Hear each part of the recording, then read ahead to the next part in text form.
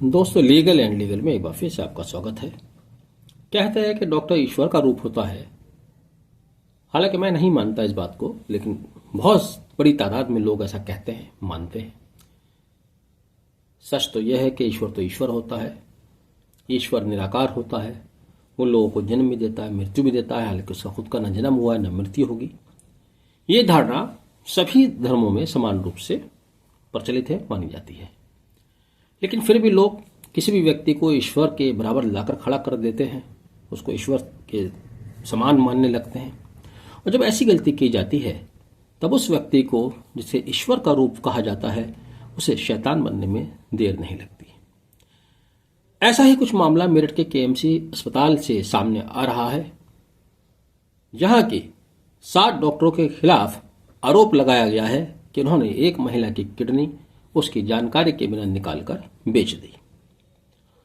महिला, जो कि डॉक्टर्स को ईश्वर के समान मान रही थी, किसी बीमारी के चलते यहाँ मेरठ के केएमसी हॉस्पिटल में आती है बुलंदशहर के नरसैना से वो मेरठ आई। डॉक्टर को उसने दिखाया तो डॉक्टर साहब ने कहा कि तुम्हारे गुर्दों में या इंटरनल पार्ट्स में कुछ प्रॉब्लम है, लंग्स में, उनको हम ठीक कर देंगे ऑपरेशन करके।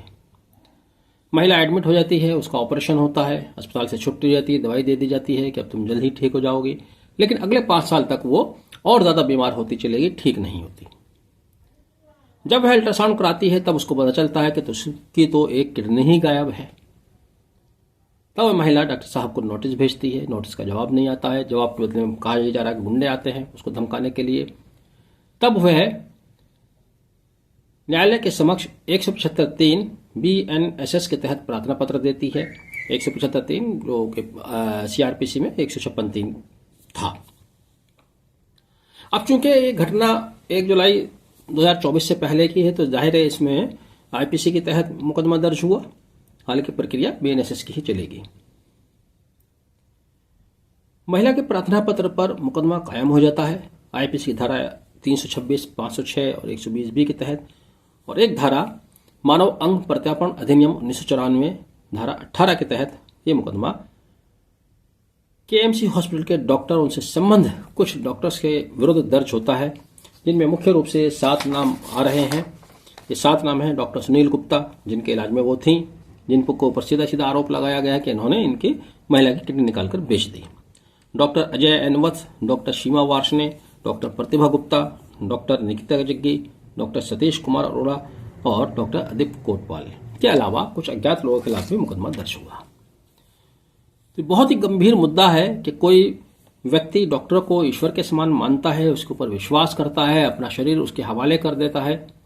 अब ये डॉक्टर के ऊपर है कि वो मरीज के साथ किस तरह का बिहेवियर करता है। लेकिन अगर ऐसा हुआ है तो ये बहुत ही शर्मनाक, चौंकाने वाला और अलार्मिंग है। क्या मेरठ में मानव अंग प्रत्यार्पण का कारोबार हो रहा है? ये भी एक बड़ा प्रश्न है। और हो रहा है तो इस घटना के अलावा कोई दूसरी घटना कभी क्यों सामने नहीं आई, कोई और शिकायत क्यों नहीं हुई? लेकिन बुलंदशहर की महिला द्वारा जो आरोप लगाया गया है उसका न्यायालय ने संज्ञान लिया। ACM 3rd बुलंदशहर के द्वारा यह आदेश पारित किया गया है और इन सभी डॉक्टर्स के विरुद्ध इन गंभीर धाराओं में मुकदमा दर्ज हो गया। हालांकि जो FIR वायरल हो रही है सोशल मीडिया पर, इसको पढ़ने से कुछ सवाल भी खड़े होते हैं जो इसको प्रथम दृष्टया शक के दायरे में लाकर खड़ा कर देते हैं। पहला सवाल, साल 2017 महिला आती है, ऑपरेशन कराती है, डिस्चार्ज होकर चली जाती है। अगले 5 साल तक वो इन्हीं के जेरे इलाज रही, लेकिन उसने कहीं और टेस्ट नहीं कराए। यह भी कहना है FIR में कि डॉक्टर सुनील गुप्ता द्वारा अपने ही अस्पताल को अल्ट्रासाउंड करने के लिए भेजा गया, तो उन्होंने ही बताया कि तुम्हारा एक किडनी गायब है। अगर डॉक्टर सुनील गुप्ता ने ऐसा किया था तो वो अल्ट्रासाउंड अपने ही हॉस्पिटल में करा रहे थे, फिर वो पोल कैसे खुलती? नहीं खुलनी चाहिए थी, लेकिन खुली। तो ये भी एक शक की बात आती है। उसके बाद महिला कहती है कि उन्होंने दूसरी जगह अल्ट्रासाउंड कराया, वहां से पता चला कि आपकी किडनी तो पहले ही निकाली जा चुकी है। इसके अलावा और भी कई ऐसी बातें हैं, जैसे महिला मेरठ में एडमिट होती है, मेरठ में ही उसका ट्रीटमेंट होता है, उसके बाद भी पोस्ट ऑपरेशन उसका मेरठ में ट्रीटमेंट चलता है, तमाम अल्ट्रासाउंड, तमाम डायग्नोसिस मेरठ में होते हैं। घटना मेरठ में कारित हुई, लेकिन वह प्रार्थना पत्र SSP बुलंदशहर को देती है और उसके बाद 175(3) BNSS के तहत वो प्रार्थना पत्र भी बुलंदशहर में एसीजेएम थर्ड के यहाँ देती हैं। पुलिस द्वारा प्रिलिमिनरी इंक्वायरी की गई या नहीं की गई उसका कोई जिक्र नहीं है। यहां पर सवाल यह भी आता है कि इतने साल बाद 2022 में पता होने के बाद भी उसके बाद भी इसको 2 साल का समय और लगा, लगभग 2-2.5 साल का। यदि इतना गंभीर मुद्दा था तो महिला तुरंत थाने जाती है, थाने जाकर वो एफआईआर दर्ज कराती है, लेकिन थाने का भी इसमें कोई जिक्र नहीं है।